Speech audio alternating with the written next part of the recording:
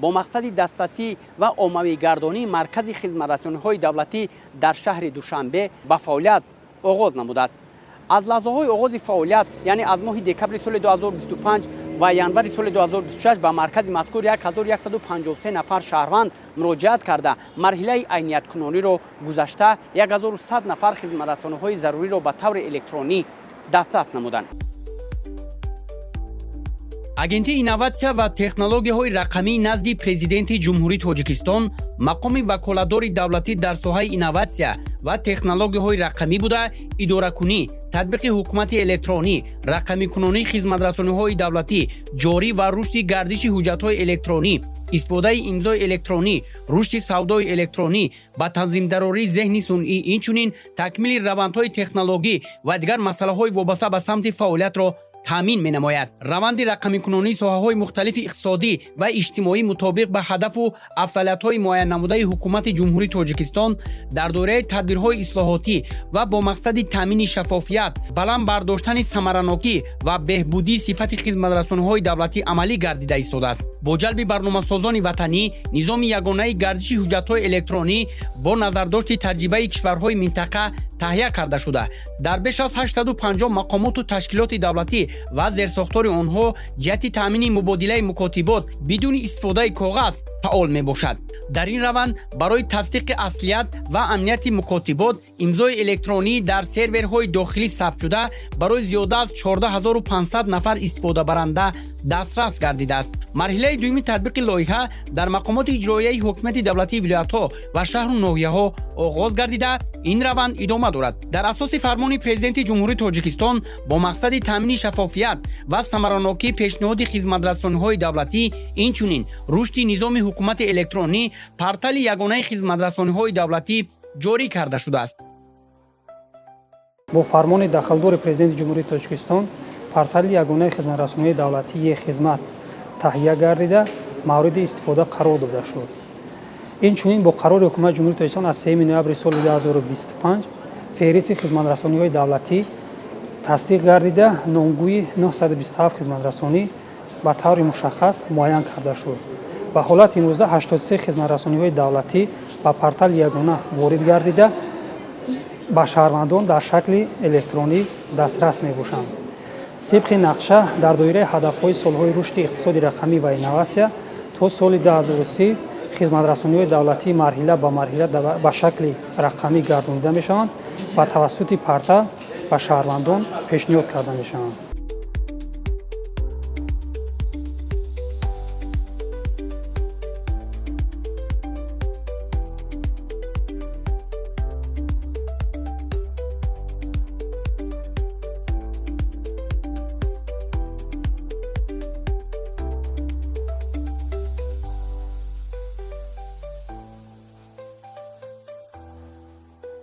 хизматрасониҳои давлатӣ марҳила ба марҳила ба шакли рақамӣ табдил дода шуда бо пайгирии феҳристи ягона тавассути портал пешниҳод мегарданд. ин раванд дар доираи 5-солаи солҳои рушди иқтисоди рақамӣ ва инноватсия бо фарогирии пурра таъмин карда мешавад. инчунин бо мақсади дастрасӣ ва оммавигардонӣ маркази хизматрасониҳои давлатӣ дар шаҳри Душанбе ба фаъолият оғоз намуд. аз лаҳзаҳои оғози фаъолият яъне аз моҳи декабри соли 2025 ва январи соли 2026 ба маркази мазкур 10153 нафар шаҳрванд муроҷиат карда марҳилаи айнияткунониро гузашта 1100 нафар хизматрасониҳои заруриро ба таври электронӣ дастрас намуданд.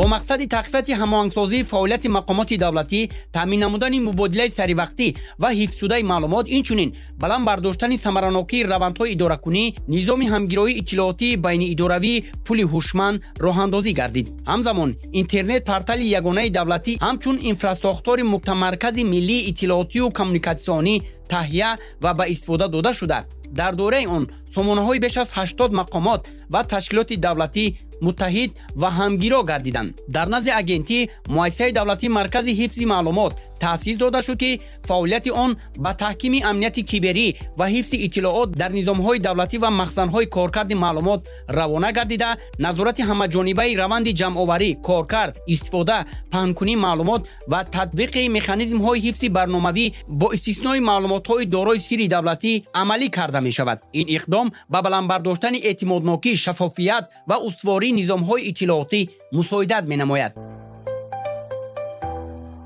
ҳадаф аз роҳандозӣ ва таъсиси ин марказ пеш аз ҳама аз байн бурдани омилҳои коғазӣ, омилҳои инсонӣ ва омилҳои коррупсионӣ мебошад. давре мебинем шаҳрвандон аллакай бартариятҳои ин марказро эҳсос карданд ва ҳама рӯза ба ин марказ омада марҳилаи айнияткунониро мегузаронанд ва ин аз он шаҳодат медиҳад ки ҷумҳурии Тоҷикистон дар ростои гузариш ба ҳукумати электронӣ ва рақамикунонии соҳаҳои гуногуни кишвар қадамҳои устувор мегузорад ва умед аст ки дар панҷсолаи эълони солҳои рушди инноватсия ва технологияҳои рақамӣ ҷумҳурии Тоҷикистон дар татбиқи ин ҳадаф ба натиҷаҳои назаррас ноил хоҳад гашт.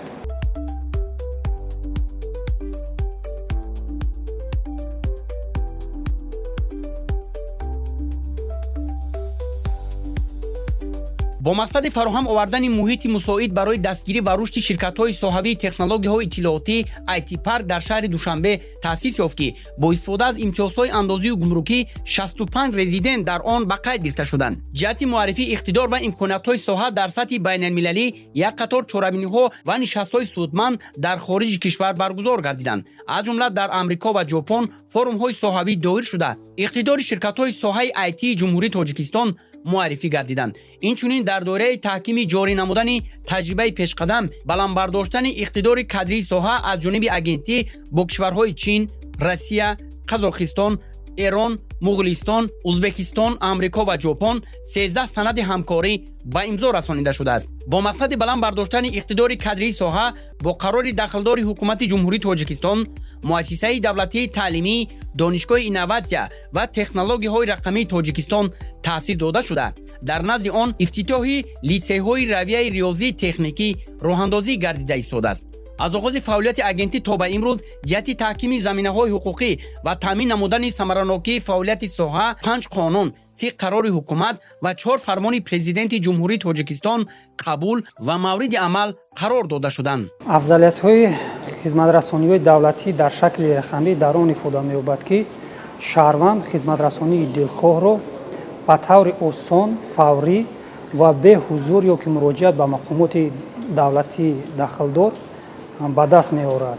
ин раванд вақти шаҳрвандро сарфа мекунад, хароҷоти шаҳрвандро сарфа мекунад, инчунин таъсири омилҳои инсонӣ ва ҳолатҳои коррупсиониро коҳиш медиҳад. тибқи фармони президенти ҷумҳурии Тоҷикистон дар бораи пешниҳоди хизматрасониҳои давлатӣ дар шакли электронӣ, ҳамаи ҳуҷҷатҳое ки дар шакли коғазӣ истифода мешаванд, то соли 2030 марҳила ба марҳила ихтисор гардида, ҳуҷҷатҳое ки ба шакли электронӣ тавассути портал пешниҳод мегарданд, бо ҳуҷҷатҳои дар шакли коғазӣ ё ки бо имзои дастӣ эҷод шудаанд, қувваи ҳуқуқӣ баробар доранд. агентӣ нақша дорад 927 хизматрасонии давлатӣ ки дар феҳрист дарҷ шудаанд, марҳила ба марҳила то соли 2030, яъне ҳар сол на камтар аз 200 хизматрасониро ба шакли рақамӣ табдил диҳад ва тавассути портал ба шаҳрвандон пешниҳод намояд.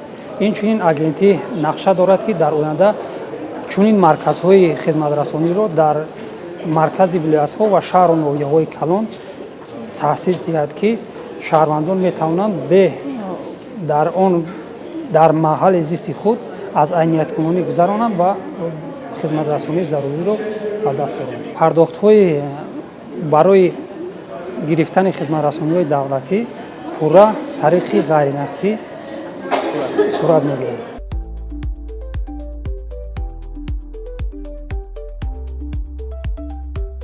бо мақсади амалӣ гардонидани гузариши пурра ба низоми рақамӣ, харитасозии самаранокии равандҳо, ҳамчунин ҳамоҳангсозии фаъолияти мақомоти давлатӣ дар раванди рақамикунонӣ бо 50 вазорату идораҳои дахлдор нақшаҳои муштараки амал ба имзо расонида шуданд. ҷиҳати рақамикунонии равандҳо дар дидбонгоҳҳои гумрукӣ низоми миллии электронӣ таҳия карда шуда дар 5 дидбонгоҳи гумрукӣ таҷҳизоти дахлдор насб гардида мавриди истифода қарор дода шуд. Инчунин дар 29 дидбонгоҳи гумрукии дигар камераҳои ҳушманд насб гардиданд ки ин раванд ба маротиб сатҳи коргузориро таъмин менамояд. Рақамикунонии соҳаи суғуртаи иҷтимоӣ ва нафақа пурра ба анҷом расида, барномаи махсус барои мутамарказ намудани феҳристи нафақагирон таҳия гардид. Инчунин дар ин раванд марҳилаи айнияткунонии нафақагирон тавассути низоми рақамии шинохти чеҳра дар тамоми манотиқи кишвар дар марҳилаи анҷомёбӣ қарор дорад. Агентии инноватсия ва технологияҳои рақамӣ назди президенти ҷумҳурии Тоҷикистон минбаъд низ дар доираи ваколатҳои соҳавӣ ҷиҳати расидан ба ҳадафҳои гузошташуда дар самти инноватсия ва технологияҳои рақамӣ чораҳои муассирро роҳандозӣ менамояд. ба ҳолати имрӯза 83 номгӯи хизматрасонаҳои давлатӣ аз ҷумла ваколатнома оид ба идоракунии воситаи нақлиёт бе ҳуқуқи ихтиёрдорӣ, ваколатнома оид ба идораи воситаи нақлиёт бо ҳуқуқи ихтиёрдорӣ, маълумотнома дар бораи доштан ё надоштани доғи судӣ, иҷозат барои истифодаи воситаи нақлиёт бо шишаҳои сиёҳу хира, ба қайдгирии соҳибкории инфиродӣ, гирифтани имзои электронӣ ва инчунин иҷозат барои корҳои сохтмонӣ, ба қайдгирии давлатӣ таваллуд додани хулоса барои гирифтани коғазҳои тамғаҳои аксидӣ ва пардохти андоз барои воситаи нақлиёт бо портали мазкур ворид гардида ба шаҳрвандор дар шакли рақамӣ бе ҳозиршавӣ ба мақомот дастрас мебошад. Ин раванд дар доираи 5-солаи солҳои рушди иқтисоди рақамӣ ва инноватсия бо фарогирии пурра таъмин карда мешаванд.